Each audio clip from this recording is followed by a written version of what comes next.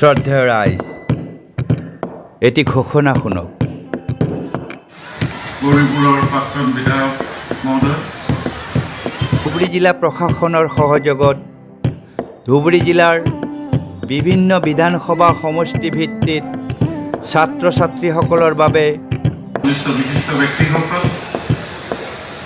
জিলাৰ উপায়ুক্ত নাথ ডাঙৰীয়া, জিলাৰ অন্যান্য বিষয়ববীয়াসকল আৰু এই সভাগাৰত উপস্থিত ধুবুৰীৰ বিশিষ্ট নাগৰিকসকল, শিক্ষক শিক্ষয়িত্ৰীসকল আৰু অতি আদৰৰ ছাত্ৰ ছাত্ৰীসকল,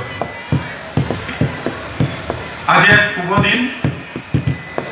এই শুভ দিনত ডক্টৰ হিমন্ত বিশ্ব শৰ্মা ডাঙৰীয়াৰ নেতৃত্বত থকা ৰাজ্যিক চৰকাৰে অসমৰ বিভিন্ন স্কুলত পঢ়ি থকা নৱমমান শ্ৰেণীৰ ছাত্ৰ ছাত্ৰীসকলক বিনামূলীয়াকৈ এখন চাইকেল দিছে।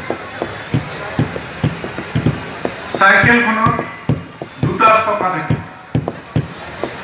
এই চকাটো হুইল, বিশ্বৰ প্ৰথম বৈজ্ঞানিক আৱিষ্কাৰ। এই আৱিষ্কাৰে সমগ্ৰ বিশ্বত চলাই আছে, আজিও চলাই আছে।